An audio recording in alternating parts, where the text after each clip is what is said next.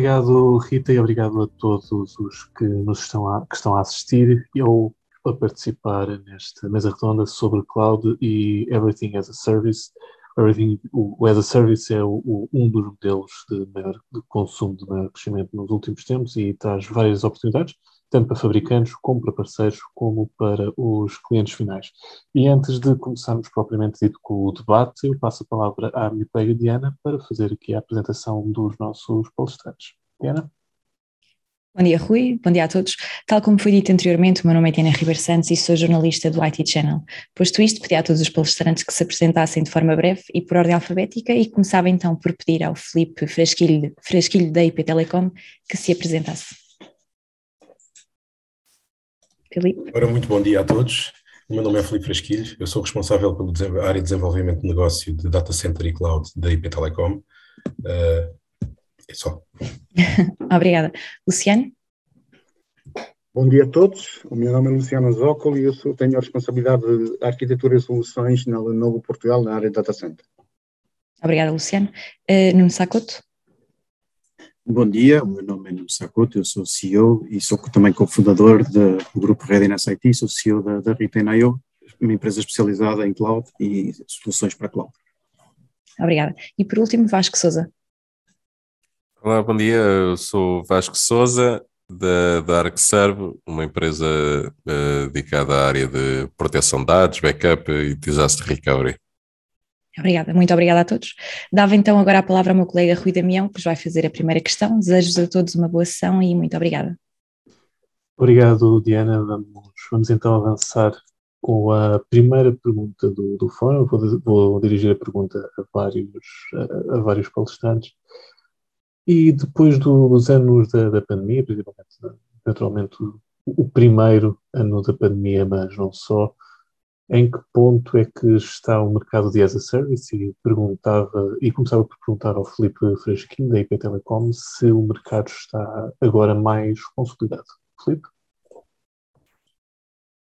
Ora, a pandemia veio claramente ajudar as empresas a mudar um bocadinho o paradigma sobre o as a Service pela necessidade da rapidez de disponibilizarem um conjunto de serviços que foram necessários para conseguirem manter o seu nível de trabalho e, portanto, a partir daí a mentalidade mudou e eu estou convencidíssimo que claramente vai ser um contínuo e vai ainda crescer mais, porque as pessoas já, não todas, mas uma boa parte, já está a pensar dessa forma e já viram as vantagens que esse modelo traz. Obrigado, Filipe. Eu dirigi a mesma pergunta ao Vasco Sousa, da ArcServe. Na sua opinião, como é que está o mercado de as a Service? Se está agora mais consolidado do que possivelmente antes da pandemia?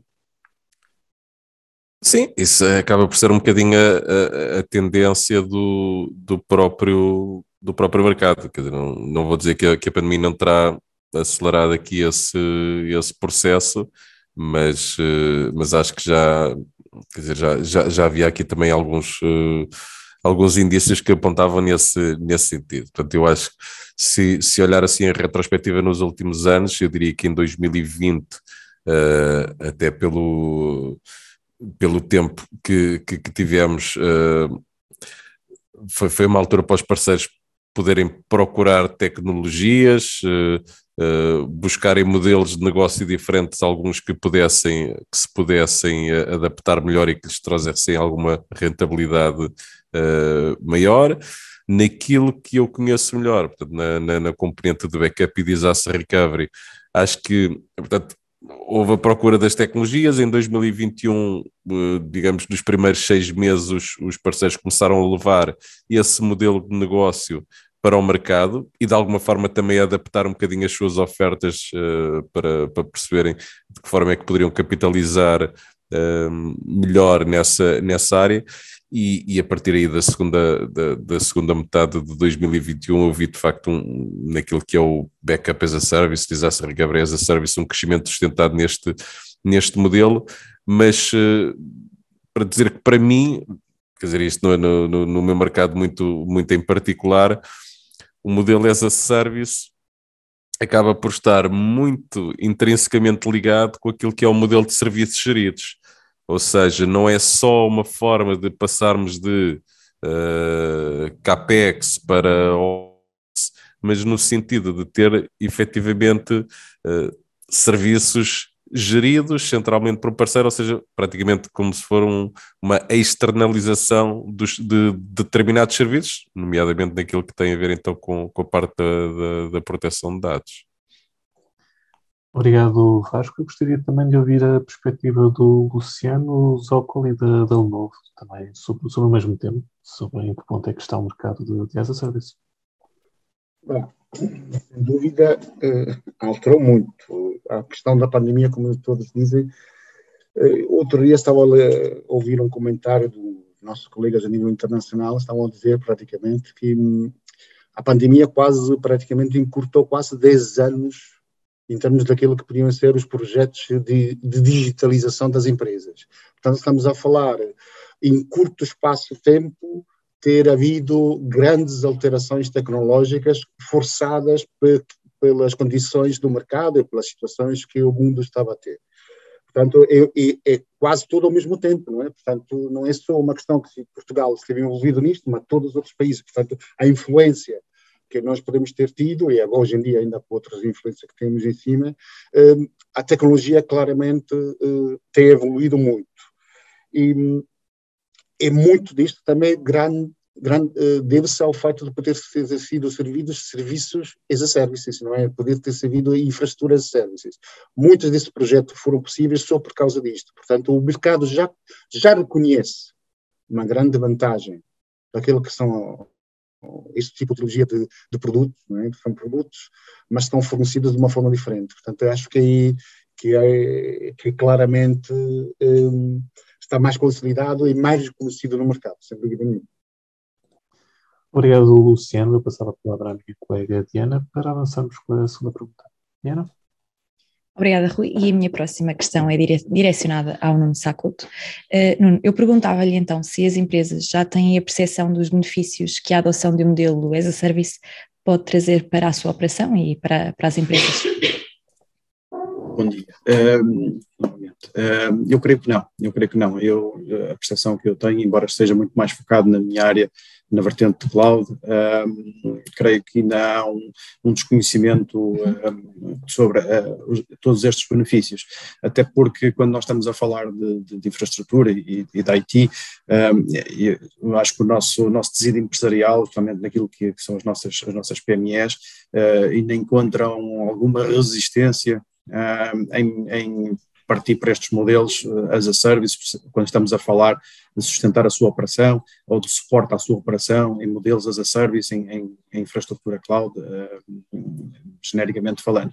E eu vou, no fundo, tocar no ponto que já foi referido anteriormente, que é, acho que hoje em dia, nós temos de ter a percepção da aceleração que tivemos no nosso mercado, porque cada vez mais é global, as empresas estão cada vez mais, têm concorrência no espaço digital, todas querem ocupar um espaço nesse mercado, e para isso tem que ser muito ágeis, o time to market tem que ser muito rápido, e o que nós temos que perceber é que, se calhar, se nós quisermos fazer tudo nós próprios, quisermos gerir tudo nós próprios, queremos fazer tudo nós próprios, provavelmente vamos falhar esse time to market, não vamos ter a agilidade que queremos ter, portanto nós temos que pensar também diferente, se queremos realmente competir e internacionalizarmos, que acho que esse é todo o desafio de todas as nossas PMEs, incluindo a minha também.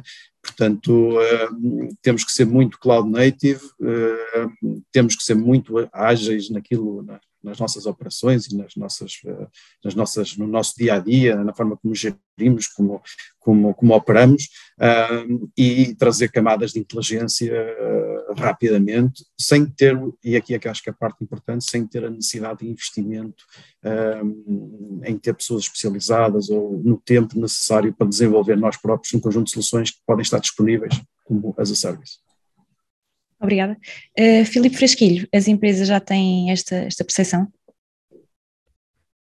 Bom, eu gostava que tivessem, mas ainda há muitas que não têm, infelizmente. Apesar de ter havido, como já tinha referido anteriormente, uma mudança de mindset pela obrigatoriedade das empresas terem que adotar outro tipo de tecnologias para responderem às necessidades da pandemia. Agora, o mercado está claramente a evoluir nesse sentido E há 2 pontos que eu considero que são muito, muito importantes e que acho que vão dar um crescimento, vão trazer um crescimento maior a esta área de negócio do Everything as a Service, que as empresas também já estão a olhar para isso, e com a mudança do mindset que está a acontecer, eu acho que serão poucos anos a que isso aconteça, e tem a ver muito com a componente da segurança e da privacidade. Há 2 pontos aqui que são fundamentais. A componente de segurança, as empresas já começam a perceber que não têm a capacidade, sozinhas, uma boa parte delas, principalmente as PMEs, como foi referido anteriormente, de ter e de responder rapidamente às necessidades na sua totalidade, desenvolver planos estratégicos, ter um conjunto de procedimentos, e portanto precisam de ajuda. E o as a Service aí ajuda bastante nessa componente, trazendo adicionalmente as componentes tecnológicas. Depois temos a componente da privacidade, e aí sim há um ponto que pode pôr em causa algumas situações que são colocadas com o as a Service, por exemplo, fora do nosso país, garantindo, tanto no nosso país temos que garantir a soberania dos dados, mas dentro da União Europeia, em princípio isso é garantido, mas fora da União Europeia já não será. E portanto temos que olhar muito bem para estes fatores, e as empresas estão a começar a ficar preocupadas com isso e olhar para isso de uma forma correta, o que eu diria que, portanto, vai haver um boom nestas áreas, mas de forma cautelosa, porque o principal nas empresas nestas 2 situações que eu referi, mas nas outras também, no modelo cloud, é terem procedimentos e processos que apoiem o negócio. A tecnologia vem a posteriori e vem ajudar, mas se não existir essas componentes primeiro, só investir em tecnologia é um erro crasso. Obrigada, Filipe. Eu gostava ainda de perceber a visão sobre este mesmo tema do Vasco Sousa. É assim, eu vou-me colocar aqui um bocadinho do lado do cliente, do cliente final, portanto, do utilizador. Assim, eu acho que vai depender um bocado do tipo de empresa e da própria estratégia da empresa. Porque se olharmos para uma... Quer dizer, se for uma empresa que é, digamos assim, mais ou menos estática, que não tem ambições de um crescimento muito acelerado, se calhar o modelo tradicional quer dizer, de investimento e de um licenciamento, digamos assim, baseado em projetos, pode estar mais ou menos acomodado. Agora, uma empresa que planeia crescer a um ritmo acelerado, não faz sentido estar a dimensionar soluções hoje que daqui por 6 meses, 1 ano, mediante esse ritmo de crescimento, vão estar desadequadas da realidade. Portanto, e nesse sentido, o modelo as a Service até confere alguma previsibilidade naquilo que é o crescimento da organização, porque eu sei que se crescer a este ritmo, eu vou necessitar de provisionar estes recursos e esses recursos vão me custar X. E, portanto, o facto...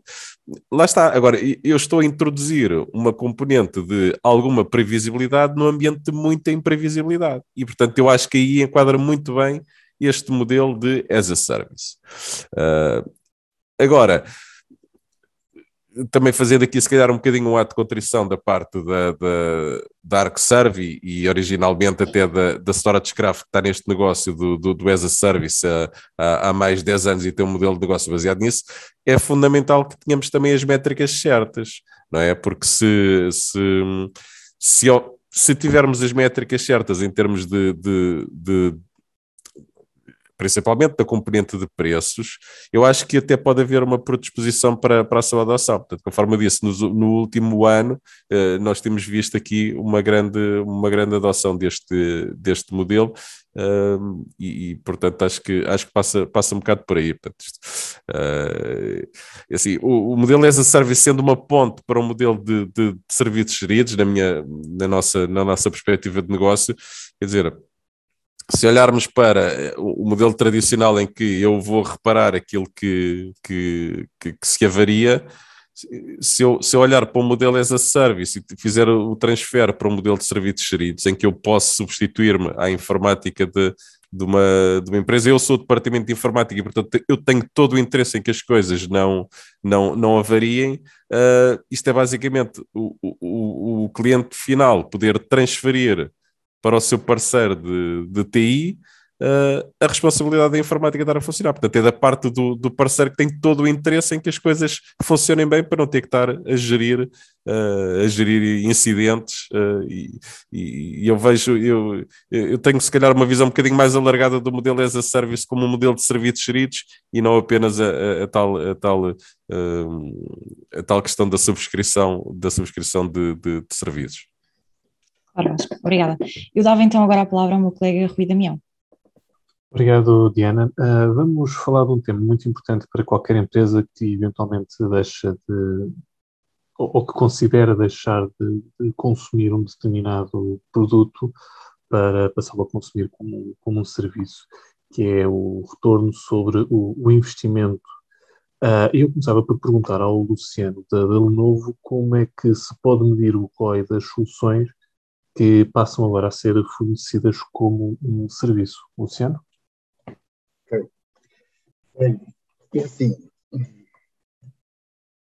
a Lenovo é fazer uma premissa. A Lenovo não é um fornecedor de cloud.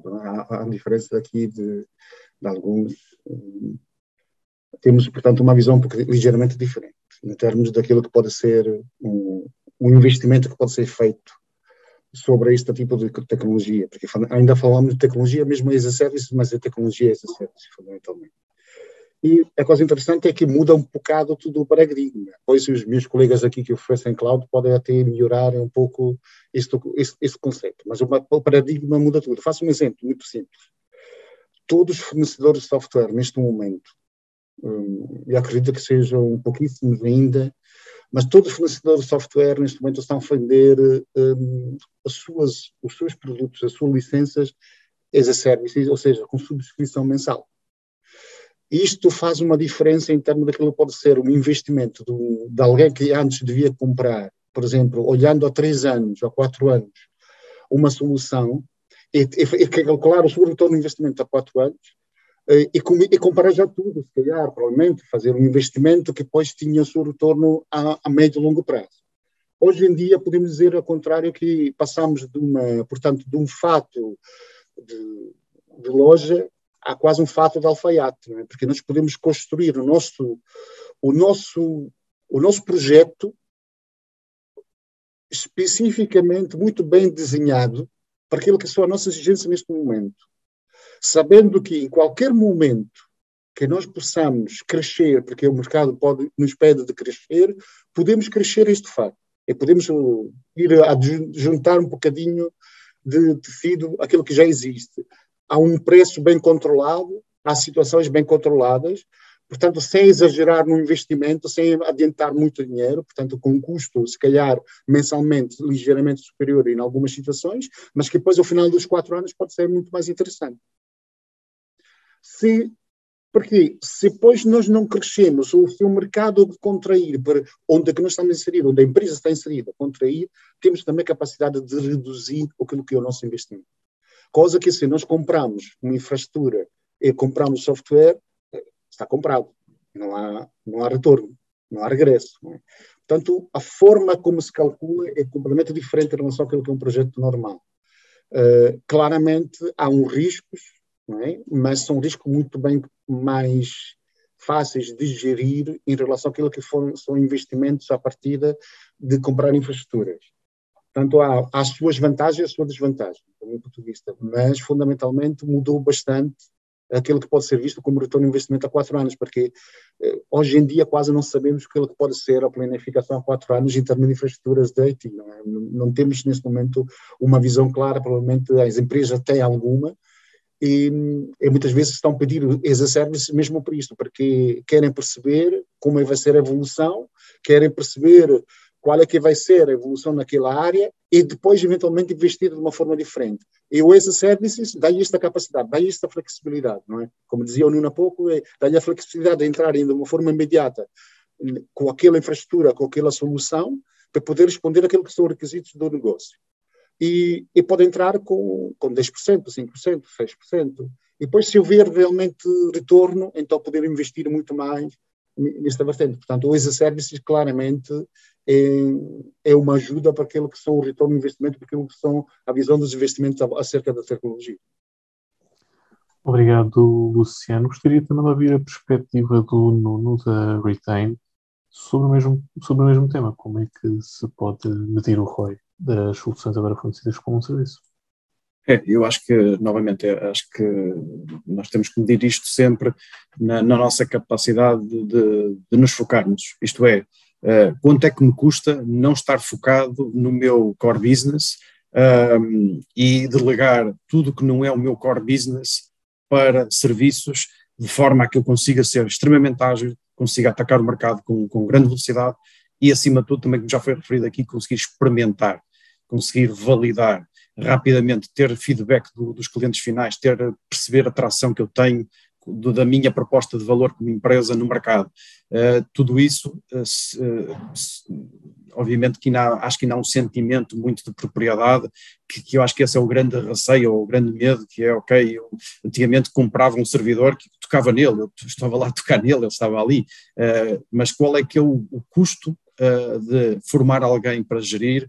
Depois temos de pensar que uma equipa de é uma equipa de nenhum, portanto é um risco depois operacional só termos tudo concentrado na pessoa da IT, que geralmente é só uma nas empresas, tipicamente.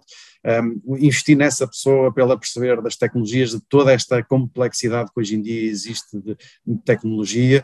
Portanto, no fundo acho que o retorno do investimento tem que ser muito, muito, muito, muito validado nesta perspectiva. Qual é que é o meu custo de oportunidade? Qual é que é o meu custo operacional e o meu risco operacional de eu colocar a minha estratégia em CAPEX e não em OPEX?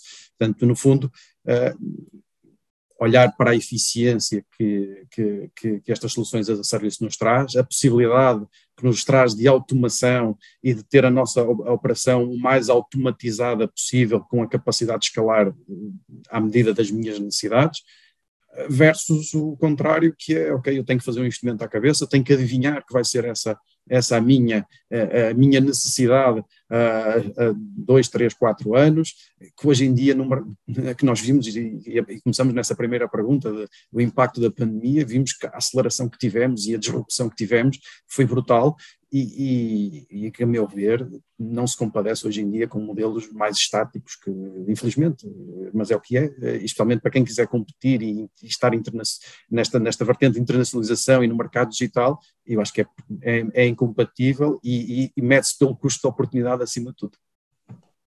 Obrigado, Nuno. Eu gostaria também de ouvir a perspectiva do Vasco, da Arc Service, sobre o mesmo tema. Vasco? Sim, ora bem, o retorno do investimento em termos de backup ou de disaster recovery é sempre uma métrica um bocadinho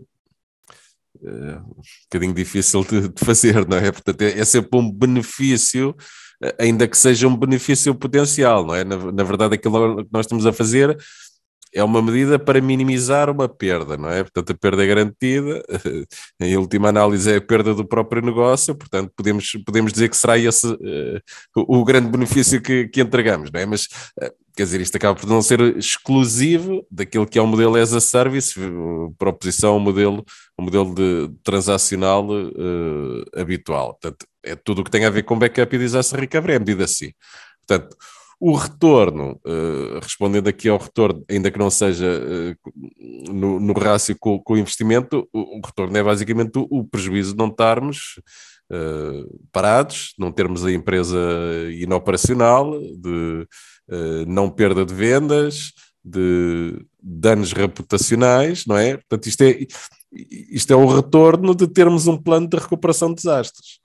E hoje em dia, quer dizer, ainda que isto não seja uma mesa redonda sobre cibersegurança, acho que não conseguimos retirar a cibersegurança de cima da mesa, não é? Portanto, não é propriamente uma questão de quando, de se vamos ou não ser atacados algum dia, é uma questão de qual é que é o mês, não é? Portanto, em que mês é que vamos ser atacados? E o que é que nós vamos fazer, não é? O que é que vamos fazer e quanto é que isto vai implicar em termos de perdas? Quanto tempo é que eu vou levar até conseguir restabelecer os meus serviços?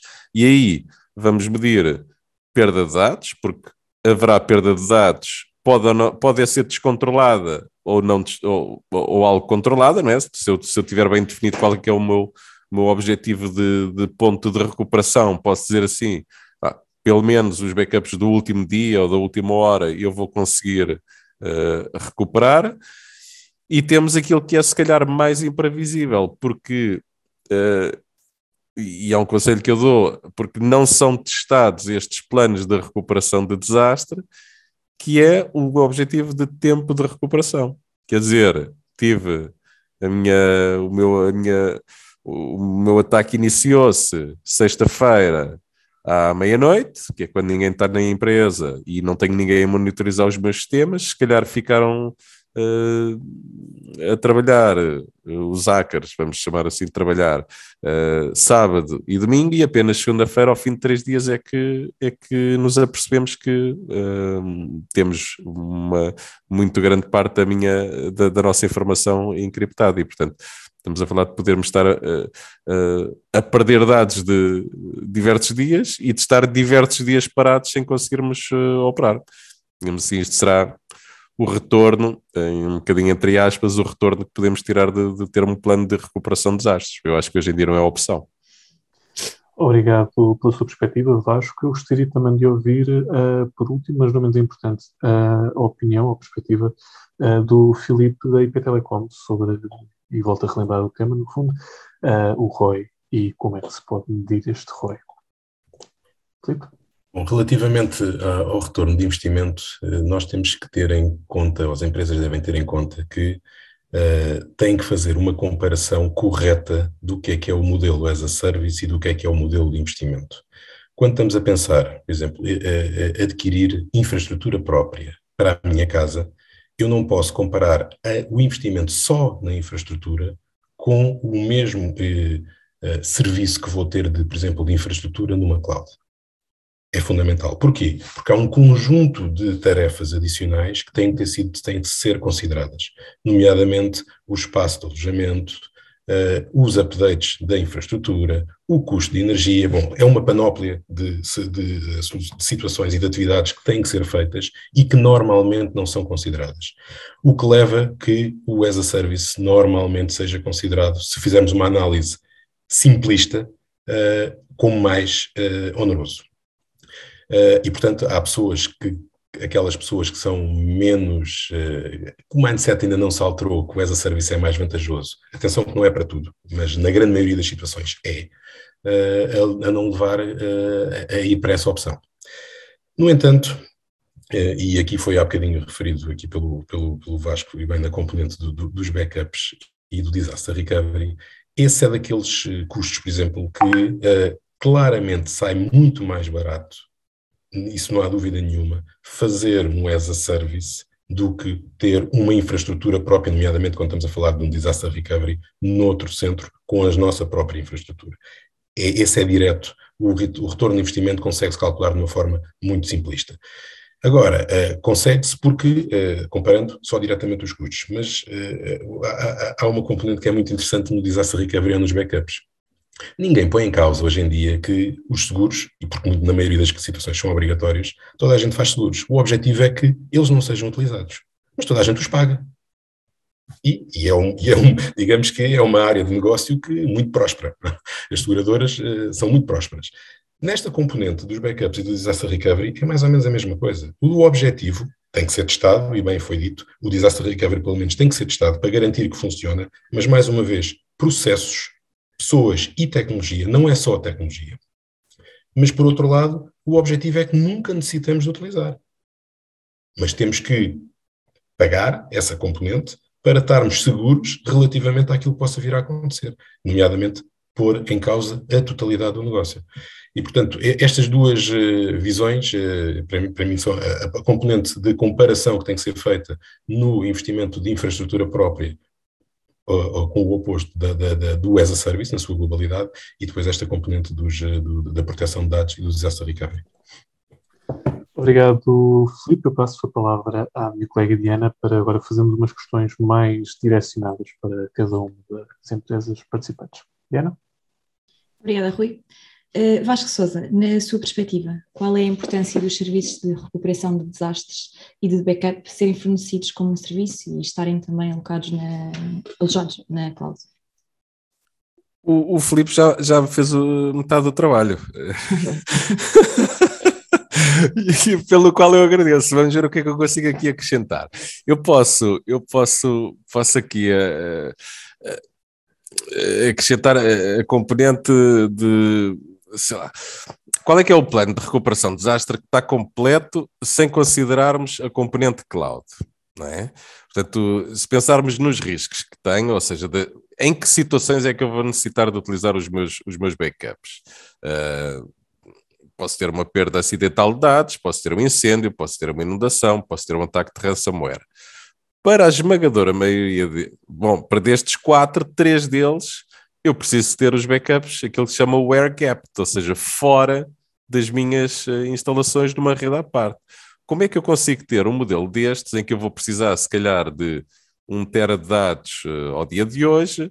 Sabemos que os dados estão sempre a crescer e, portanto, se calhar daqui a 6 meses ou daqui a 1 ano, se calhar já vou precisar ter 2 teras ou 1,5 tera. Portanto, e só isto obriga-nos sempre a ir para o modelo as a service, não é? Portanto, só por aí acaba por ser uma necessidade e então, por que não transformar também aquilo que é a necessidade dos licenciamentos, de manutenção do meu hardware dentro de portas e toda a parte dos processos que o Filipe falou, e muito bem, porque a tecnologia faz uma parte, agora, monitorização, testes, verificação dos backups, consolidação, porque se eu fizer backups de hora a hora, não quer dizer que eu preciso ter estes backups de hora a hora para o resto da minha vida, não é? Portanto, eles vão tendo que ser consolidados, à medida que vão ficando mais antigos, se calhar serve-me ter um backup semanal, ou um backup mensal, ou um backup anual, não é? Portanto, tudo isto acabam por ser coisas que nós tendemos a minimizar quando estamos aqui a fazer um comparativo, mas quer dizer, isto é fundamental porque é isto que me vai garantir que no dia em que eu precisar de os utilizar, eu tenho a certeza que vou conseguir recuperar os meus dados. Agora, voltando aqui à questão do modelo de serviços geridos, eu ter um parceiro que consegue monitorizar 100 clientes ao mesmo tempo exige um esforço muito menor do que ter 100 clientes cada um a monitorizar os seus backups. As sinergias que eu consigo ter um parceiro a quem eu subcontrato este serviço acaba por ser muito grande e para o próprio parceiro também. Agora, gostava de falar essencialmente no que é o mais importante, que é os processos de recuperação. Porquê? Vamos dizer, todos estes 100 clientes um dia vão precisar de recuperar os dados. Aqui não há qualquer dúvida relativamente a isso. Agora, eu fazer uma coisa uma vez ou fazer uma coisa regularmente é completamente diferente. A experiência e ter um parceiro que seja certificado, e aqui nem sequer estou a falar de nós, porque nós somos fabricantes, mas os nossos parceiros são certificados, fazem testes, fazem formações, e portanto eles estão muito mais habilitados a seguirem os processos corretamente, de forma a assegurarem que o tempo que eu vou estar parado, que a minha organização vai estar parada, vai ser muito menor. Portanto, a componente de podermos transferir esta responsabilidade para um parceiro acaba por ter um benefício muito grande. Da parte do parceiro, o facto de ter estes serviços alojados numa cloud também lhes facilita o trabalho. Porquê? Se eu tiver como parceiro que disponibiliza serviços para 100, 200 clientes e eu tiver ferramentas que me permitam monitorizar tudo isto de forma centralizada, acaba por ser também um benefício para mim, porque eu não estou quer dizer, não estou a despender ao mesmo tempo a monitorizar um cliente ou 100 clientes. Portanto, cada cliente novo adicional vai permitir alavancar o seu próprio negócio e conferir-lhe cada vez mais rentabilidade. Portanto, isto aqui é um modelo que interessa a todos. Portanto, são vantagens comparativas para todos, clientes finais e parceiros. Obrigada, Vasco, pelo seu testemunho. Passando agora à próxima questão. A IP Telecom anunciou recentemente uma cloud nacional e eu perguntava aqui ao Filipe Frasquilho, para as empresas portuguesas, qual é que é a importância de ter os seus dados e a sua informação localizada em Portugal? Bom, Nós, há pouco tempo, anunciámos tanto a evolução da nossa cloud para uma cloud nova, mais com outras possibilidades, como é óbvio, é isso o normal. E o grande objetivo que nós temos é servir os clientes nacionais com um conjunto com uma infraestrutura que nós consideramos que é única no país, porque faz a ligação entre os data centers e a parte de conectividade que nós temos. Nós garantimos para os clientes e para situações que é necessário latências baixas, essas mesmas latências baixas, coisas que em muitas situações não é possível ter nas clouds, nos mega clouds.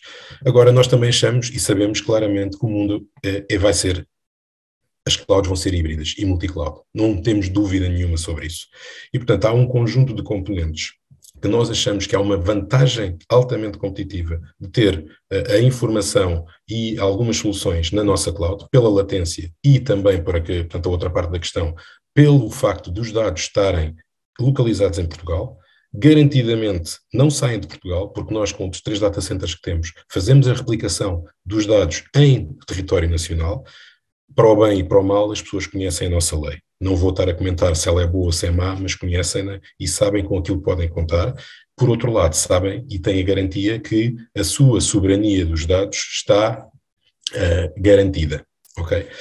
E, portanto, desse modo esta vantagem, com a vantagem da latência, é bastante importante. Agora, há um conjunto, e nós sabemos disso, por isso é que também temos ligações, a nossa cloud hoje em dia já permite ligações diretas não vou estar aqui a referir nenhuma em particular, mas às mega clouds dos grandes fabricantes internacionais. E porquê? Porque sabemos claramente que há um conjunto de soluções que eles têm, que nós não temos a capacidade, pela dimensão também que não temos, de oferecer aos clientes. E, portanto, há que fazer este misto e ter umas soluções híbridas, garantindo, mais uma vez, aquilo que o cliente tem que saber. Há dados que são importantes manter em Portugal, pela soberania, pela sua privacidade e pela garantia, por exemplo, coisas relativas ao Estado português. Eu acho que há um conjunto de dados que não deveriam estar fora do país, mas isso é a minha opinião.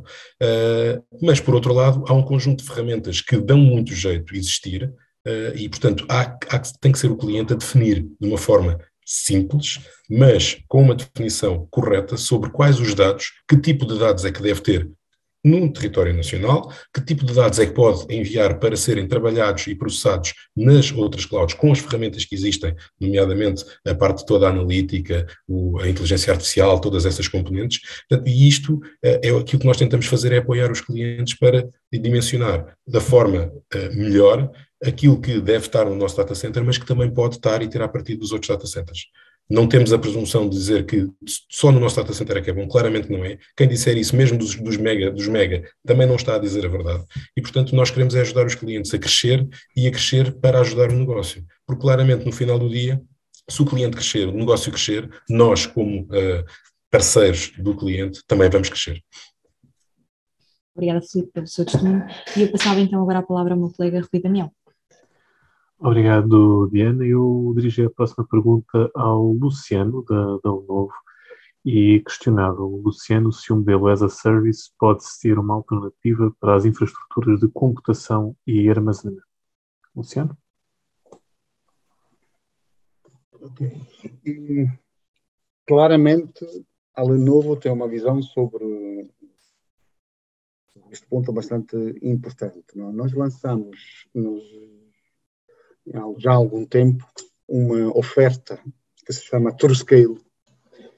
Okay. Esta oferta é, como digo, a Lenovo não vende cloud, é fornecedor de infraestruturas para os megas fornecedores de cloud, este sim, fornecedor de infraestrutura para clouds locais, mas fundamentalmente temos oferta de as a services para os clientes finais, para os clientes que querem utilizar, ter as vantagens de que tem uma cloud, porque nós sabemos que existem muitas vantagens em utilizar a cloud. É que estivemos aqui a conversar até agora sobre esta vantagem, a flexibilidade, a simplicidade, o tempo to value, portanto, o tempo de conseguirmos rapidamente obter aquilo que são a nossa necessidade, responder à necessidade, podermos focalizar naquilo que é o nosso negócio e não estarmos preocupados com aquilo que é a gestão de infraestrutura e fazer-se que a infraestrutura e o IT, do departamento de IT da empresa seja um valor que nós possamos não preocupar-nos com ele, simplesmente, porque é algo que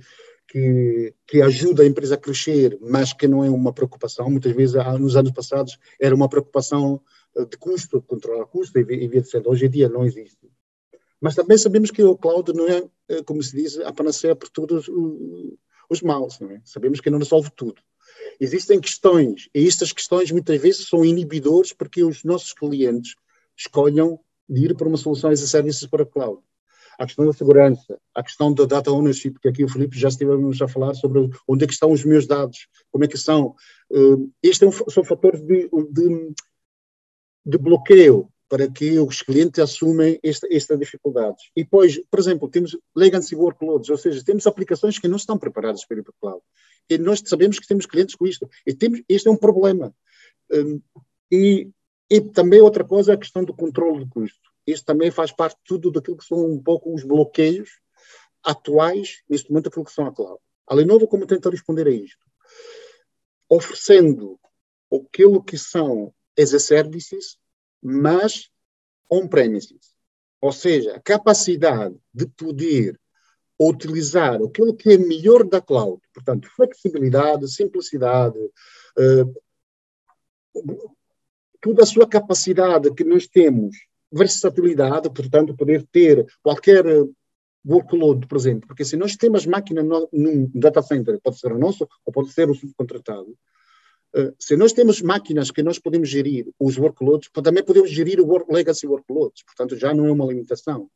Já podemos, por exemplo, criar flexibilidade para poder levar, que haja crescimento, que fazem ligações a cloud locais, como aquela da IP Telecom, ou como aquelas dos grandes fabricantes. Portanto, temos capacidades tecnológicas hoje em dia, seja do ponto de vista de infraestrutura, seja do ponto de vista de software, que nos permitem criar condições de clouds híbridas, né?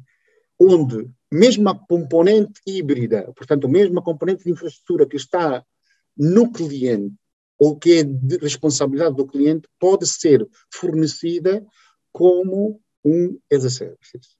E, portanto, esta é a grande vantagem. Por quê? Porque, desta forma, o cliente não se tem que preocupar com a infraestrutura, pode ser gerida, pode ser só infraestrutura, pode ser gerida, pode ser ter serviços de parceiros em si a funcionar sobre esta infraestrutura. Podemos só ter infraestrutura, podemos ter serviços de outros serviços, podemos estar ligados a uma cloud. Faço um exemplo, falo de uma Microsoft, não é? Mas hoje em dia, quando nós falamos de soluções de hiperconvergência, hoje em dia, seja de Microsoft, de VMware ou de Nutanix, que são os três grandes nomes do mercado, estamos a falar de soluções todas que permitem a qualquer cliente criar condições de cloud híbrida instantaneamente. E isto é fundamental para os nossos clientes. É por isso que eu respondo claramente, sim, o modelo de services é um fator, hoje em dia, fundamental para qualquer negócio, porque permite simplificar a forma como eu adquiro já não é infraestrutura, mas podemos dizer o meu IT. Não é? Porque, como estamos a dizer há pouco, quando eu compro as a service, não estou a comprar infraestrutura, serviços associados a esta infraestrutura, serviços, se calhar, associados ao software que está nele entregue, portanto, estou a comprar uma panóplia de serviços associados. É importante que, quando nós fazemos as contas, fazemos estas contas, sejam claras para todos. Portanto, sim, eu acredito que as a services é uma alternativa. Tanto é que é uma alternativa que a Lenovo, neste momento, tem todo o seu portfólio de produtos que é possível ser comprado as a services. Todo o seu portfólio de produtos. Não há nenhum produto dentro da Lenovo que não se possa comprar as a services. Por isso é só percebermos que, quanto a Lenovo acredita nesta forma de fazer negócio, mesmo não sendo o fornecedor de cloud. Portanto, isto faz-nos perceber, provavelmente, isto já é uma opinião, se temos sobre isto, provavelmente temos a capacidade de dizer que esta forma de fazer negócio da parte, por exemplo, da Lenovo ou de outros fabricantes, pode ajudar ainda mais a ter as conversões daqueles clientes que ainda estejam mais com dificuldade em aceitar este novo paradigma.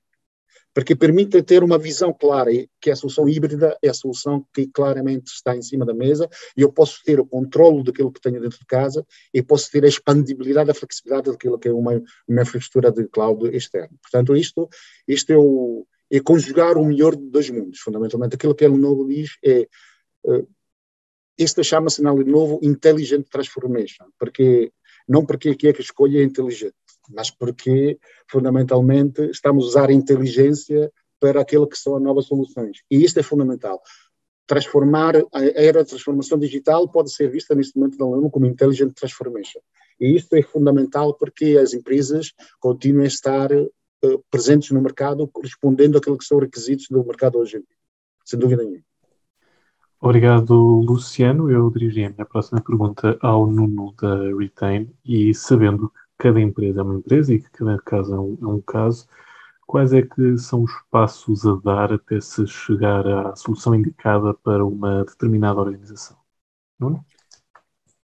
Portanto, eu começaria por fazer aqui um enquadramento para esta resposta, que é, efetivamente, eu considero que a utilização de cloud, seja ela multi-cloud, híbrida, é fundamental, e este ambiente multi-cloud ou híbrido cloud é fundamental para a continuidade operacional do nosso negócio.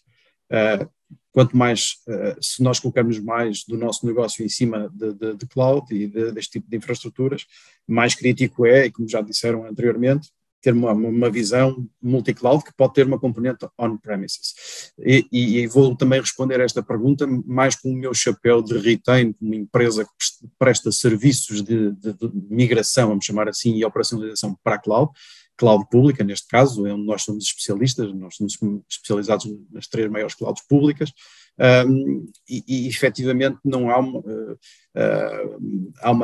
pode haver uma aproximação de one size fits all, não é? Portanto, nós temos, tipicamente, o primeiro passo é efetivamente, e acho que qualquer empresa deve pensar nisso, que é fazer um assessment do que é que querem migrar.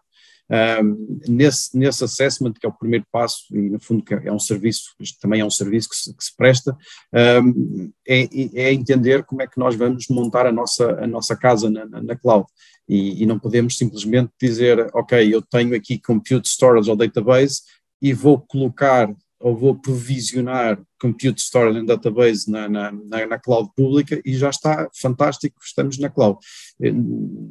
Acho que essa aproximação nunca deve ser feita. Portanto, nós temos que desenhar, como desenhamos a nossa casa, portanto tem que ter um conjunto de pilares muito fortes antes de nós colocarmos qualquer coisa lá dentro da nossa casa. Portanto, no fundo, existem aqui um conjunto de pilares que acho que já foram abordados e que têm que ser abordados neste assessment, porque não se deve fazer estas migrações de qualquer forma, porque realmente há aspectos muito críticos, perceber se é suporte ao negócio, se é suporte à gestão, enfim. E há 5 pilares que vêm nos livros, que quando nós fazemos este plano, que tem que ser tomados em conta. O primeiro é a excelência operacional. Como é que nós vamos fazer com que conseguimos alterar, estou até a falar numa perspectiva até de se nós temos sistemas a correr sistemas desenvolvidos por nós, em que temos software e temos que gerir essas alterações de software nos nossos sistemas, na nossa cloud. Como é que nós antecipamos a falha? Como é que nós olhamos para isto como código, gerir infraestrutura como código, e isso é muito importante porque isso dá-nos layers, dá-nos capacidade de automação, e quanto mais conseguimos automatizar, reduzimos a falha humana que acontece e é normal. Portanto, ao transitar para um nível muito grande de automação, nós vamos conseguir introduzir esta excelência operacional na nossa operação e dormir mais descansados à noite.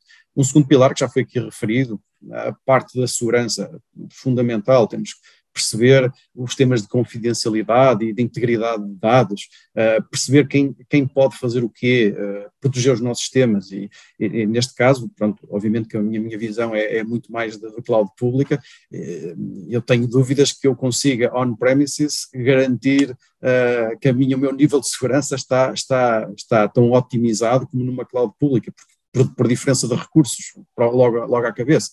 E no fundo, também já foi também referido pelo Vasco, que é como é que nós conseguimos monitorizar e ter a traçabilidade de quem está a fazer o quê, quem está a aceder, e com base nessa monitoria, poder produzir alarmística em cima desta traçabilidade para nos alertar.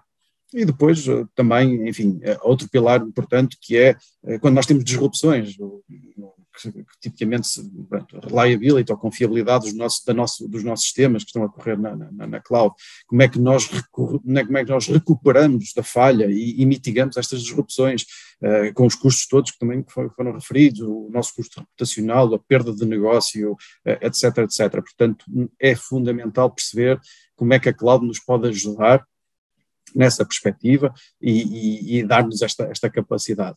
E depois temos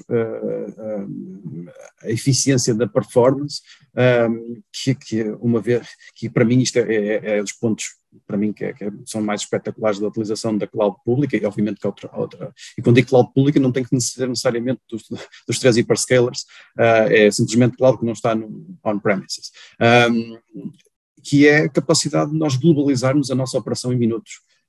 A capacidade de nós experimentarmos, e também já foi referido, que existe um conjunto de serviços, por exemplo, na analítica, na machine learning, no deep learning, que hoje em dia claramente começam a ser fundamentais para nós conseguirmos personalizar a nossa oferta a cada cliente. Cada cliente quer sentir que a nossa oferta como empresa é muito direcionada para ele, e nós só conseguimos isso colocando estes mecanismos de machine learning, deep learning, de forecasting, de personalização a funcionar. E finalmente muito importante, se calhar também um dos mais importantes, já foi falado muito neste evento, que é a questão da otimização de custos, porque migrar monolíticos, isto é, aplicações legadas que não estão preparadas ou não foram pensadas e dimensionadas para beneficiar de um modelo de cloud, pode trazer aqui custos, e não só, e também a própria saber o que é que vamos provisionar, como é que devemos configurar, o que é que se adapta às nossas necessidades. Isso pode levar a custos na cloud pública totalmente desalinhados com aquilo que são as nossas expectativas. E efetivamente, hoje em dia, nós, Retain, temos feito até ultimamente mais serviços que se chamam hoje em dia FinOps, que é otimizar o custo que as empresas estão a ter na cloud, e às vezes simplesmente, por exemplo, uma questão de um backup pode transformar algo que está online só porque está online num backup, que é porque só está lá por informações que só precisam ser acedidas de maneira pouco frequente, pode trazer poupanças na ordem das centenas de euros por mês. Enfim, e temos visto que é uma tendência. Porquê? Porque esta primeira parte não é feita com a devida atenção, com o devido cuidado, e não estamos a falar de projetos de grande duração, nós estamos simplesmente no fundo, a endereçar estes pontos, perceber as necessidades. E claro, quando estamos a falar de sistemas de software ou de desenvolvimento de código feito por nós, há esta componente que é cloud, hoje em dia, está muito ligado a um tema que é conseguirmos partir o nosso monolítico ou monolíticos que nós tínhamos dentro de portas em arquiteturas mais evoluídas de sistemas de informação baseadas em microserviços, e até em arquiteturas que não precisam sequer de ter servidores virtuais. Hoje em dia, cada vez mais, o mundo está a evoluir para que nós apenas façamos deploy do nosso código como uma função, nem sequer precisamos de saber em que servidor aquilo está a correr. Portanto, há uma tendência enorme de usar estes managed services por parte da cloud, e no fundo é preciso fazer muito bem esta componente da estratégia de migração, partir os nossos monolíticos eventualmente em microserviços, testar, também já foi dito, testar, e eu só destacaria um último ponto, também já foi referido aqui, que para mim é fundamental, que é nós nunca devemos, e concordo totalmente, que nós nunca devemos ficar dependentes de um fornecedor. Portanto, hoje em dia há um tema que começa a ser também uma tendência muito grande, que é a portabilidade da nossa infraestrutura entre clouds. E hoje em dia já existem soluções bastante sofisticadas que nos permitem esta portabilidade de uma forma automatizada, de uma eficiência muito grande, em que a decisão de qual cloud vamos usar, se é pública, se é privada, se é híbrida, é uma decisão de estratégia e de eventualmente custo, não é uma decisão tecnológica. E, portanto, hoje em dia temos feito também já projetos nesta ótica, que é nós conseguimos fazer com que estes sistemas sejam completamente portáveis entre clouds, precisamente para não ficarmos com aquela sensação que, ok, agora vamos para um hyperscaler e estamos agarrados eternamente àquela solução. Não, acho que totalmente de acordo que nós devemos ter esta flexibilidade e que, de acordo com a nossa estratégia de negócio, escolhermos a cloud que mais se ajusta às nossas necessidades. Obrigado, Nuno. Eu dava agora a palavra à minha colega Diana para avançarmos com a 8ª pergunta. Diana? Obrigada, Rui. A verdade é que os clientes acabam por ter uma estrutura de IT reduzida e que precisam aqui também do canal para fazer a gestão e integração de todo o portfólio de serviços. E eu começava por perguntar ao Vasco Sousa que ferramentas e competências é que os parceiros devem ter para endereçar ao mercado e fazer aqui uma gestão de vários modelos as a service. Vasco? Bem, ora bem, acho que o primeiro passo para o sucesso passa um bocadinho até pela própria, por compreender o posicionamento do fabricante da tecnologia que eles vão adotar. Porque quem está a iniciar um modelo de serviços geridos e se o fabricante não fala o modelo as a service ou modelo de serviços geridos, então mais à frente eles vão perceber que é um erro. Vou dar alguns exemplos para vermos. Portanto, o modelo de serviços geridos não se coaduna com por exemplo, o processo administrativo de aquisição de licenças, em que eu pego numa ordem de compra, coloco na distribuição, espero 1 ou 2 dias para chegarem as licenças. Por isso, simplesmente não funciona assim. Digamos assim, os serviços mínimos são haver um portal self-service. Ou seja, o parceiro acede ao seu portal, solicita os recursos que necessita, instala, configura, consome e uma vez por mês recebe o seu relatório de consumos. Isto é o mínimo dos mínimos de um serviço gerido.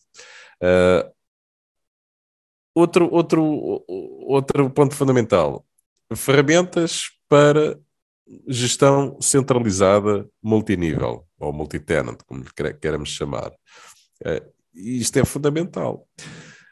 O sucesso de um modelo de negócio baseado em MSP é as sinergias que conseguimos por escalar. Portanto, o parceiro só vai ser bem sucedido se conseguir escala suficiente para cada cliente incremental que ele trouxer lhe representar um ganho marginal cada vez maior.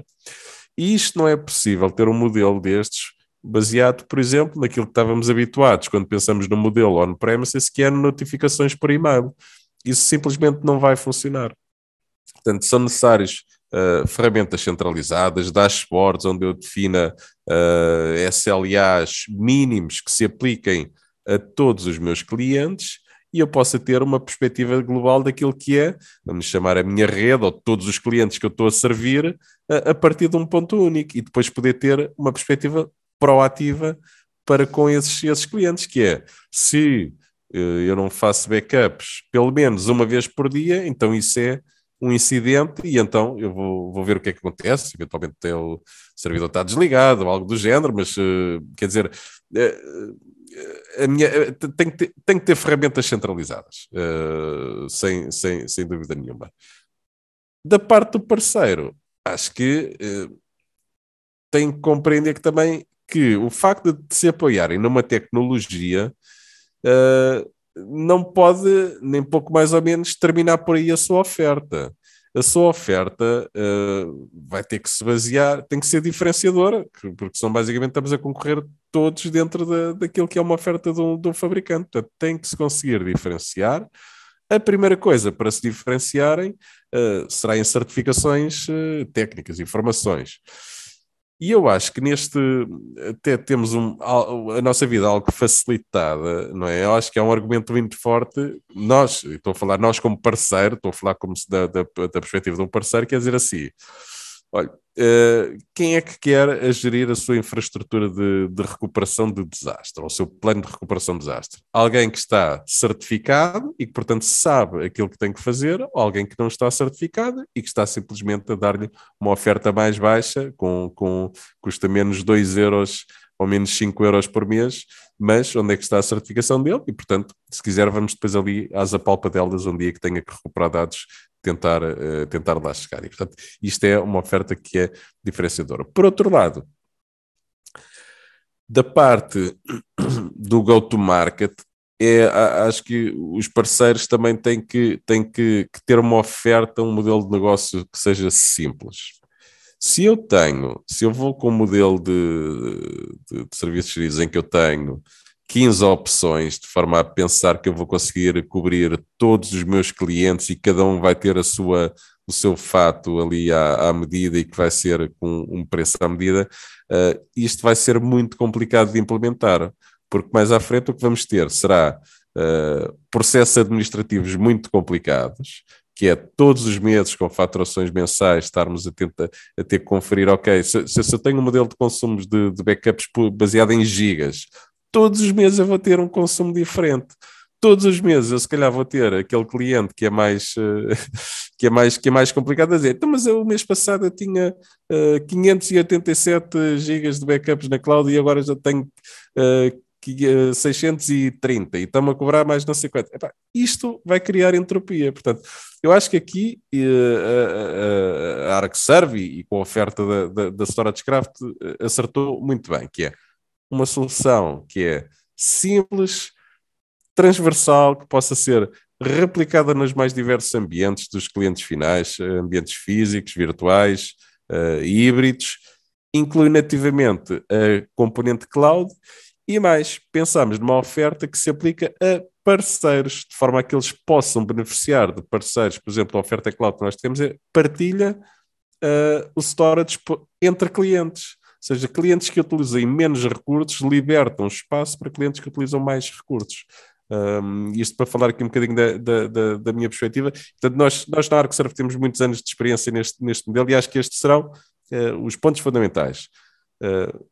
Centralização de serviços, uma oferta simples e certificação e capacidade técnica para se diferenciarem de outros parceiros.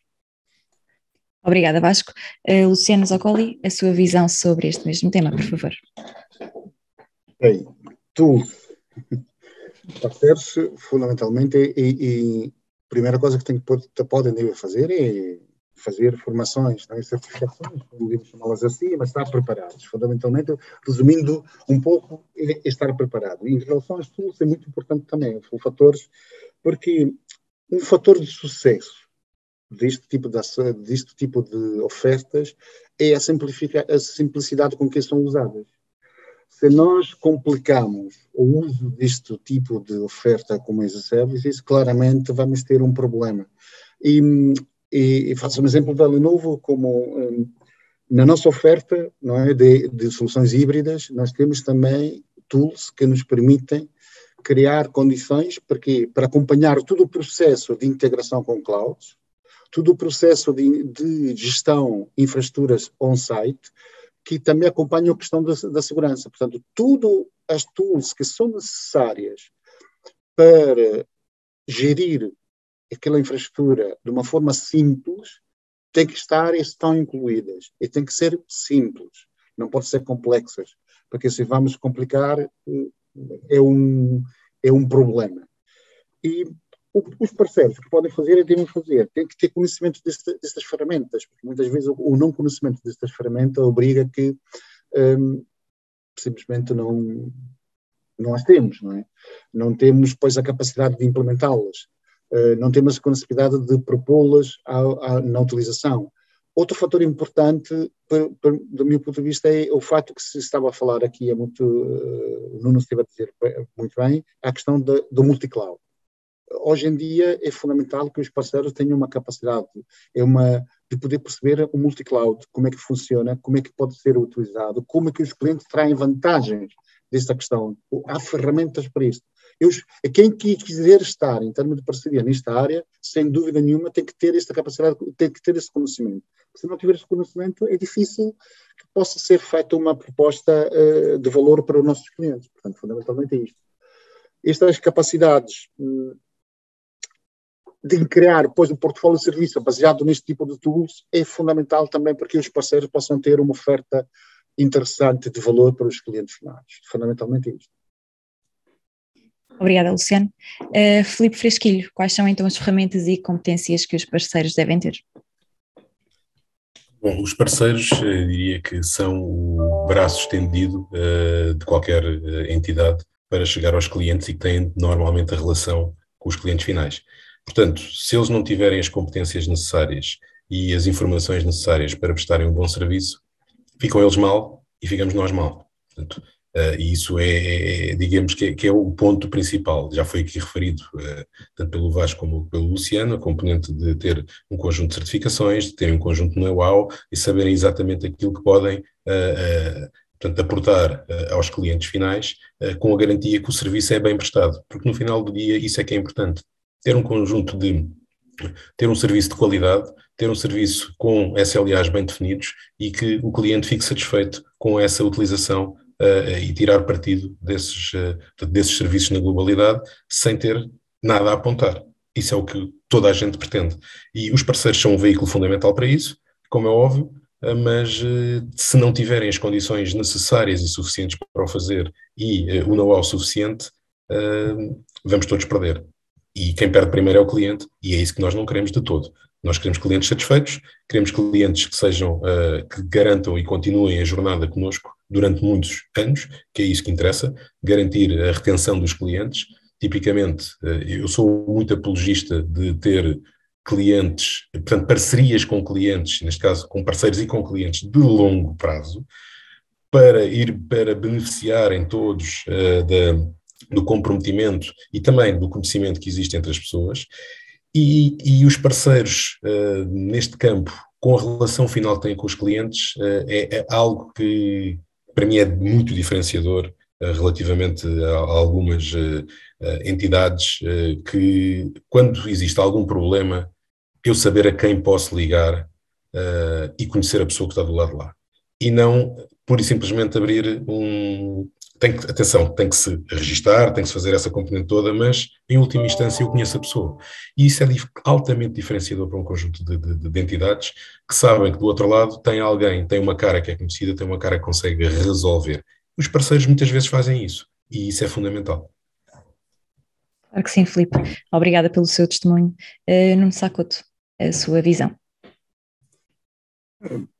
Eu ia pegar muito naquilo que o Vasco referiu e que eu concordo plenamente, e vou focar também aqui um bocadinho na perspectiva do parceiro, que é claramente que a adoção de cloud, seja ela novamente que tipo de cloud é que é, não é uma questão de se, é uma questão de quando. E há aqui um aspecto, quando nós estamos, claramente que o mercado das PMEs, especialmente aquelas que é o long tail das PMEs, que os parceiros seguramente são esses que têm uma grande base de cada cliente nesses segmentos, muitos deles não estão à procura de soluções, nem podem, de soluções altamente complexas, querem olhar para a cloud e como o Vasco referiu, querem olhar e querem se criar uma oferta standard, e os parceiros têm que ter a capacidade de ter esta facilidade de standardizar e de explicar que tipo de ofertas standard é que eles podem revender a estes clientes desta long tail do segmento B2B. E foi nesse sentido que nós na Retain acabamos por perceber também desse gap e desenvolvemos o NG Cloud, que é precisamente uma ferramenta que faz toda esta automação de revenda de cloud pública sem necessidade de conhecimento tecnológico da cloud sobre a qual estamos a automatizar.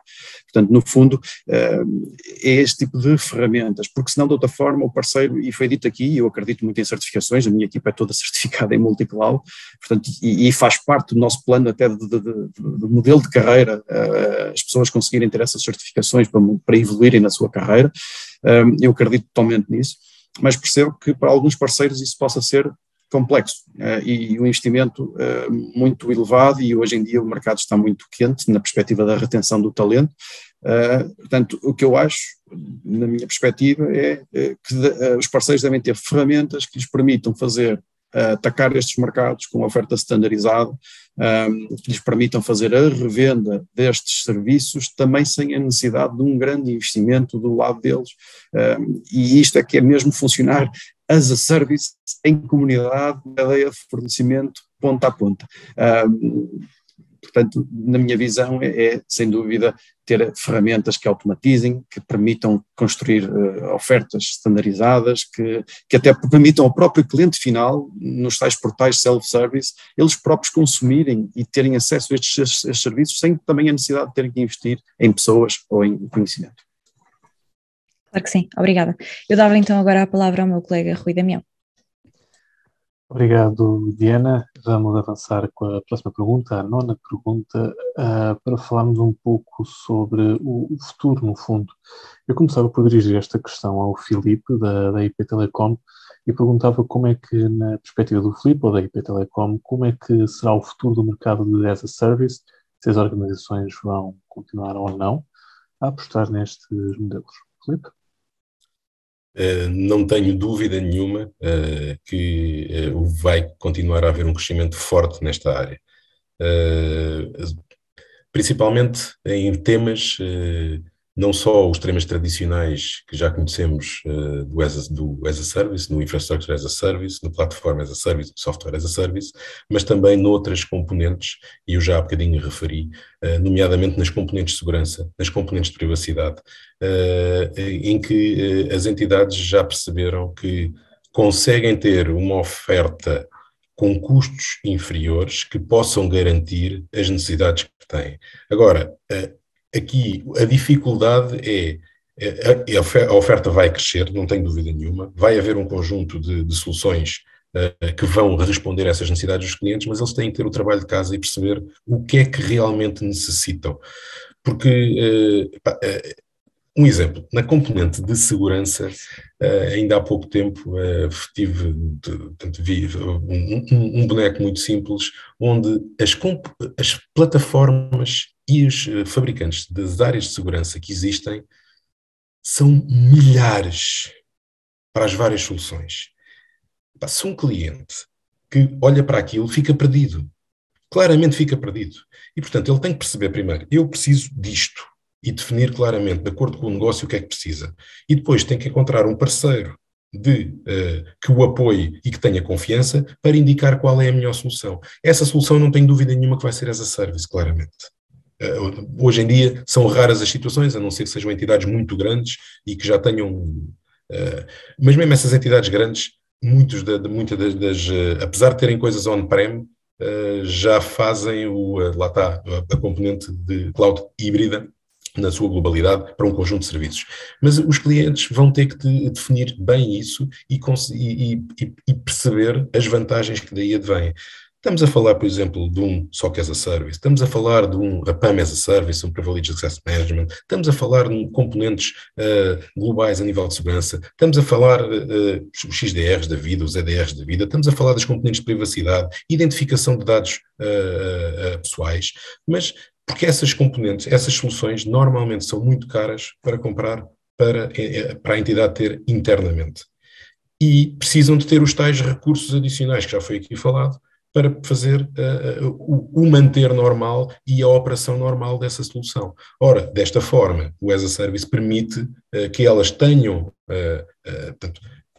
resposta a essas necessidades e tenham essencialmente algo que, em muitas das situações, e infelizmente, que é aquilo que tem acontecido, devido ao compliance e devido às multas que daí advêm, muitas entidades começaram a olhar para isso como uma obrigação e que têm estado a fazer esse caminho e vão ter que fazer esse caminho. Eu só espero é que esse caminho seja feito numa ótica, mais uma vez, definir uma estratégia, definir as necessidades, definir os riscos, fazer uma avaliação do risco e depois definir aquilo que a tecnologia pode claramente ajudar. Mas a tecnologia só ajuda se nós tivermos visibilidade sobre as coisas, conhecermos as coisas e a partir daí identificarmos realmente aquilo que necessitamos.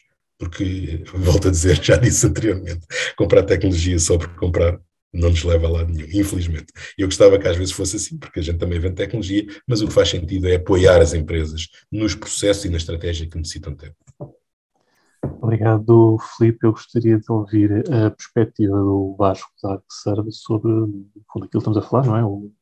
O futuro do mercado as a service. Vasco? Muito bem, o futuro do mercado as a service. Assim, eu não tenho nenhuma certeza do que é que vai acontecer no futuro, não é? Sei que qual é que é, quer dizer, sei o caminho, não é? Vemos que os players dominantes vão no sentido de disponibilizarem cada vez mais ofertas as a service, e isto, quer dizer, e olhando a perspectiva dos fabricantes, faz sentido porque traz alguma previsibilidade em termos do seu negócio, não é? Estamos a falar de receitas recorrentes e portanto, que vão sendo acumuladas. Agora, há vários caminhos possíveis para o futuro. Posso, se calhar, pegando aqui num exemplo que seja facilmente perceptível a cada um de nós. Portanto, uma qualquer PME precisa de ter, por exemplo, uma firewall, um anti-malware e uma solução de backups. Sim, uma coisa muito, muito por simplificado. Agora, o que é que nós vamos olhar, o que é que pode acontecer no futuro? Será que vai haver um fabricante que vai desatar a comprar outros fabricantes que já disponibilizam modelos destes as a service e oferecê-lo como sendo o fabricante dominante que tem a oferta de todos estes na mesma área?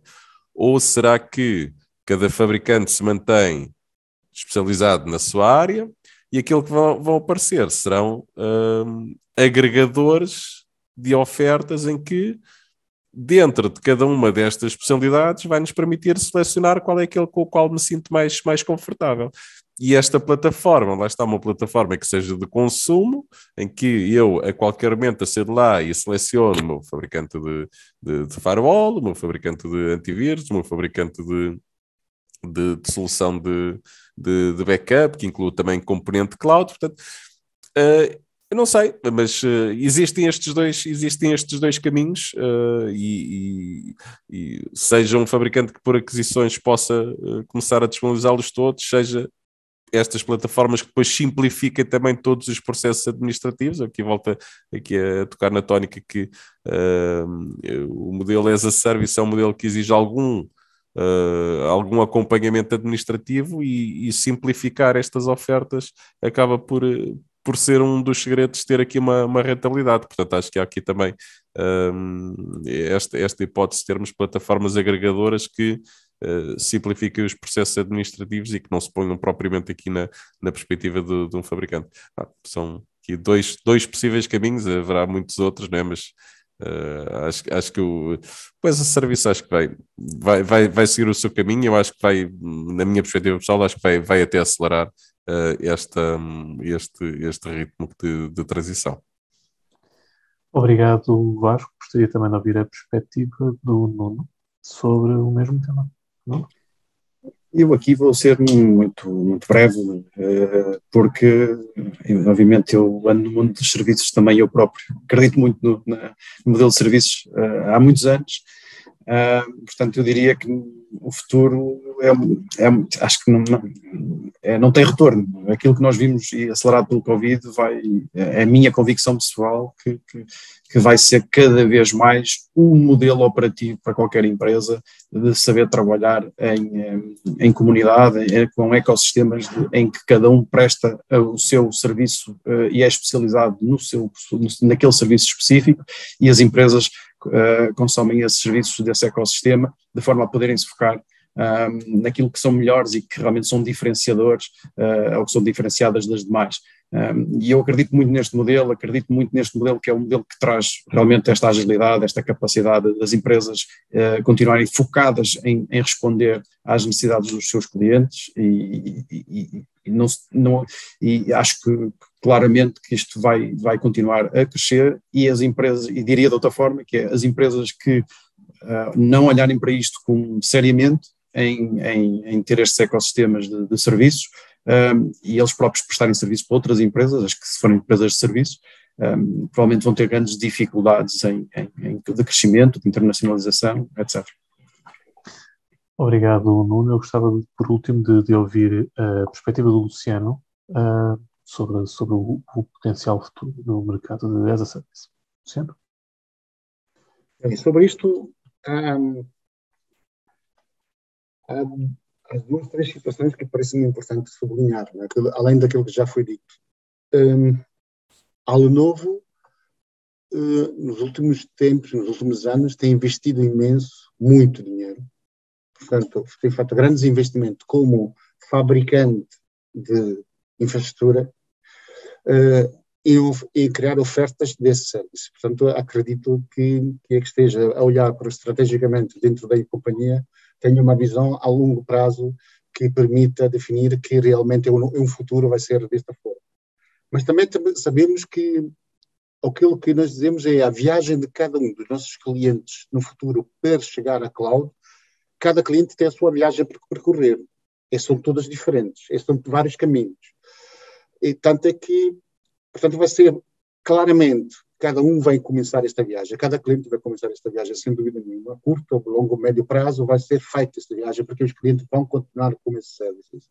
Ou para a cloud, ou esse serviço, como queremos chamá-lo. E vão ter necessidade de ser ajudados.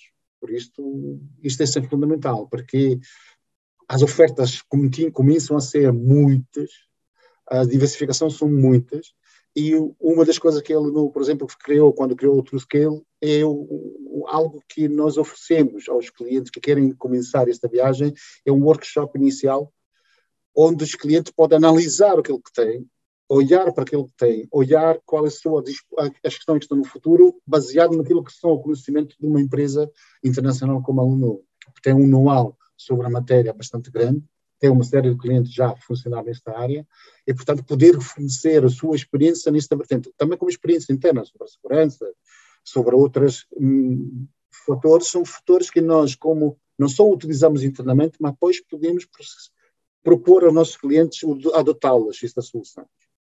E, portanto, é muito interessante, e acredito que, sem dúvida, o futuro seja para as services, qualquer coisa.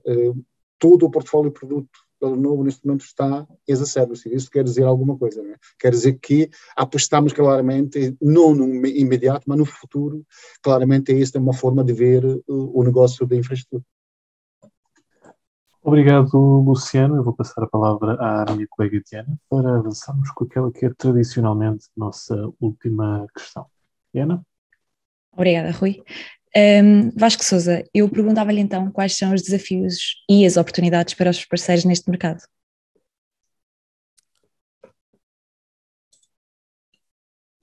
Agregar serviço, sim, não estava mesmo a falar, estava só a pensar. Eu acho que é agregar serviço, é assim, a mentalidade, e pensando no backup as a service, disaster recovery as a service, não pode ser, digamos assim, sentar um bocadinho na oferta do fabricante e pronto, e dizer que a tecnologia faz tudo. O parceiro tem que conseguir criar ofertas que agreguem valor. Vamos ver. Acho que já concordámos que os backups já deixaram de ser aquele mal necessário. Neste momento já tem... É um recurso muito, muito precioso, porque sabemos que vamos precisar deles. Então, temos que assegurar que quando precisarmos deles, eles vão estar lá. Quem vai fazer a verificação dos backups? Se um parceiro incluir isso no seu serviço, agrega valor. Se os backups falharem e proativamente o parceiro ligar a dizer, olha, vocês não estão a fazer backups, porquê? Estamos a agregar valor. Se uma vez por semana fizermos um teste a esses backups e mostrarmos, olha, está aqui, arrancámos o vosso servidor, levámos 10 minutos a conseguir pôr este servidor em cima, portanto, se neste momento tivesse um problema, era este o tempo que expectável que teríamos para recuperar a tua infraestrutura. Estamos a agregar valor. Se incluirmos espaço na cloud e monitorizarmos esta sincronização, porque se estamos a falar de volumes grandes, essa tem que ser efetivamente monitorizado, não é? Porque não é só os backups locais, os backups têm que ser sincronizados para a cloud, não vale a pena estarmos a acreditar que a tecnologia vai fazer tudo, vai haver uma falha de internet, vai haver um bottleneck que não vai permitir fazer essa sincronização, portanto tem que ser monitorizado. Se incluirmos na nossa oferta, por exemplo, um hardware do cliente avaria e temos um hardware partilhado, um hardware que pode ser partilhável entre diversos clientes e dissermos assim, ok, na minha oferta de serviços não só incluo toda a parte dos backups, mas incluo também 3 ou 5 dias de utilização de um hardware de backup que eu tenho aqui, que eu faço um investimento para ter aqui nas minhas instalações e colocamos esse servidor para vocês poderem continuar a trabalhar dentro de portas enquanto reparamos o vosso hardware, e isto está incluído nesse serviço. Portanto, tudo isto é serviço, isto é muito mais... Se isto vai ser mais caro do que comprar uma licença para fazer backup do servidor para pôr na sua NAS, vai. Se isto não diferencia de um parceiro que diz, está aqui a oferta de backups que faz para a cloud, se fizer fez, se não fizer não fez, portanto é que se vocês a monitorizar, e nós sabemos que não é, já quer dizer, até podemos verificar as primeiras 2 ou 3 semanas, mas depois não vamos fazer esse trabalho, portanto eu acho que há aqui valor. Eu acho que quem vende uma oferta que é standard, que é basicamente a tecnologia do fabricante, não tem como se diferenciar, e aqui é que estão as oportunidades. É pensar no negócio, pensar naquilo que será valorizado pelo cliente final e depois ter, lá está, certificações, serviços, SLAs e tempos de resposta que tragam valor para os seus clientes. Acho que está aqui as principais oportunidades. Obrigada. Filipe Fresquinho, Fresquilho, quais são então os desafios e as oportunidades para os parceiros? Bom, eu claramente, começando pelas oportunidades, sendo um mercado que não tenho dúvida nenhuma que vai crescer, a oportunidade é crescer em conjunto com esse mercado. Mas esse crescimento tem que ser feito dando, e aí estou totalmente de acordo com o que o Vasco disse, trazendo valor para o cliente. Trazendo valor para o cliente, implementando um conjunto de soluções de valor acrescentado que permitam ao cliente ter um serviço de qualidade, um serviço balizado com SLAs e que responda de acordo com as necessidades. E os SLAs podem ser diferentes de cliente para cliente, como é óbvio, o negócio é que manda. Em termos de desafios, existem muitos porque a concorrência é muito grande, há concorrência que eu digo que é leal, há muita concorrência leal e a grande maioria dela até é leal, mas há concorrência que não é leal. E que em certas situações torna, portanto, o desafio do crescimento mais difícil. Mas isso eu estou convencido que com o passar do tempo e com passando a maioria das coisas para serviços, claramente que o próprio cliente vai ter essa noção, porque vai perceber se o serviço vai ter qualidade ou não vai ter qualidade, e ele próprio vai fazer a seleção dos fornecedores com quem quer trabalhar ou dos parceiros com quem quer trabalhar.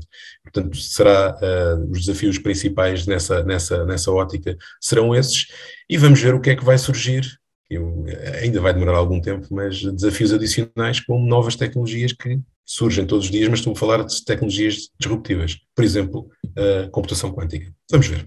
Mas isso há de ser lá daqui a uns aninhos. Mas vai trazer grandes desafios para esta área. Obrigada. Luciano Zoccoli, a sua perspectiva sobre este mesmo tema. Ok.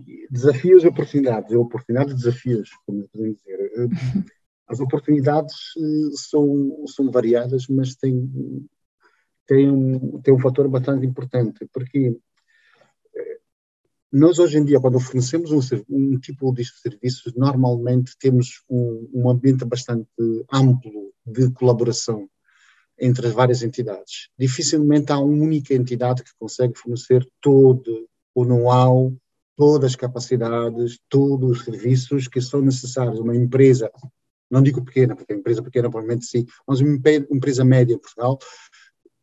Portanto, os parceiros têm uma oportunidade de especializarem-se e não algo muito específico, e poder oferecer isto ao mercado e fazerem parte daqueles ambientes que vão ajudar, por exemplo, um fabricante ou outras entidades maiores a entregar projetos desses serviços. Isso sem dúvida nenhuma, porque isto é uma oportunidade, portanto, é uma oportunidade de crescimento grande, se existe valor nestes parceiros. Portanto, o desafio qual é que é?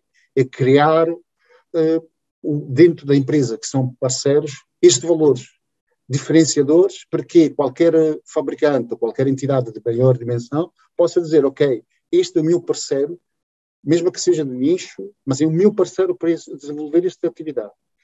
E isto é fundamental, porque a partir do momento que o fabricante ou o mercado reconhece estas capacidades naquele parceiro, realmente as oportunidades são muitas e não são limitadas ao mercado português, mas pode ser expandida a outro tipo de mercados hoje em dia, porque sabemos que a cloud é algo que pode ser expandido globalmente de uma forma muito rápida. E por isso também a nossa capacidade como parceiros pode ser claramente conhecida rapidamente globalmente em termos de skills. Portanto, oportunidades são muitas, porque é um ambiente que não é a única entidade que come todos, mas é um ambiente muito colaborativo. Tem que ser um ambiente muito colaborativo. Faço o exemplo da Lenovo, em que nós somos especializados em umas áreas, mas temos um ambiente de colaboração com vários fabricantes em várias áreas de software, de segurança, e temos uma série de colaborações, cada um dedicado às suas áreas, e depois podemos congregar esta solução. E os parceiros vão ter estas oportunidades também de poder ajudar nesta tipologia de projetos. Desafio, fundamentalmente, é estar prontos para este tipo de projetos e prepararem-se para este tipo de projetos com a capacidade e com ser únicos para aquele tipo de serviço. Isto é fundamental. Obrigada, Luciano. Nuno Sacoto, são então os desafios e as oportunidades para os parceiros, sendo que agora numa perspectiva um pouco diferente de parceiro. Bom, para mim a oportunidade é muito simples. Eu vejo uma oportunidade muito grande dos parceiros atacarem a sua base de clientes B2B com serviços de cloud pública, com ofertas standard, olhar para estas ofertas da cloud pública que este mercado vai desejar e que já agora corresponde a 99% do mercado B2B, das médias às micro, que querem ir para a cloud, querem ter acesso a recursos cloud. Isto novamente não é se, vai ser um quando, e os parceiros têm essa oportunidade de agarrar este que vai acontecer. Aliás, as previsões de crescimento até 2024, já estamos a falar de previsões a ano e meio, portanto já não é daqui a 3 ou 5 anos, já ao virar da esquina, os números estão aí, portanto são números muito fortes, muito grandes, e a oportunidade dos parceiros que têm um contacto com estes clientes finais, que têm esta capilaridade no mercado, tem esta oportunidade de revender cloud pública, provavelmente, e olhar para estes recursos de cloud pública como peças Lego, e construir em cima, isso depois é o desafio, é a capacidade depois da entrega. Como é que nós vamos entregar estes serviços se eu vou ter que fazer um grande investimento? Portanto, e no que nós fizemos na Retain foi precisamente desenvolver uma solução chamada Energia Cloud, que permite-nos que olhemos para estes recursos de cloud pública, standards de compute, storage and database, como peças Lego, e que em cima dessas peças Lego a gente consiga construir o nosso Lego que faça sentido para este mercado como parceiro. Ok, eu estou a ouvir os meus clientes, estou a perceber que necessidades é que eles têm de recursos standard e nestas peças de Lego, e eu posso ter uma plataforma onde eu posso construir estas pecinhas, juntar estas pecinhas de Lego, colocar uma oferta completamente disruptiva e inovadora para estes clientes que querem aceder a este tipo de recursos, e esta plataforma, no fundo, permitir responder ao desafio de não ter a capacidade e de lidar com a complexidade da tecnologia, porque ela vai fazer a automação completamente, ponta a ponta de tudo, desde a gestão da provisão, à gestão da subscrição, à gestão do pagamento, e no fundo, suportarem-se em nós também como uma extensão da sua própria equipa para fazer o managed service, que já foi aqui referido muitas vezes. Portanto, no fundo é permitir a qualquer parceiro que queira hoje em dia revender cloud pública, fazê-lo amanhã, sem precisar de investimento. Claro que sim. Chegamos então ao fim de mais uma mesa redonda. Em meu nome e em nome de toda a equipa do IT Channel, o meu muito obrigada, e eu dava então agora a palavra ao meu colega Rui Damião. Obrigado, Diana. Chegamos então ao fim de mais um fórum do IT Channel, desta vez dedicado à cloud e ao mercado de as a service. Primeiro quero agradecer a todos os leitores que marcaram presença e que ouviram mais informação sobre este tema durante a última hora e meia. Quero também agradecer ao Vasco da ArcServe, ao Filipe da IP Telecom, ao Luciano da Lenovo e ao Nuno da Retain pela partilha do seu conhecimento. Partilho também que o conteúdo desta mesa redonda estará disponível na próxima edição do IT Channel, a edição 88, que ficará disponível por volta do dia 8 de junho. Uma vez mais, e em meu nome e em nome de toda a equipa do IT Channel, muito obrigado a todos e até à próxima.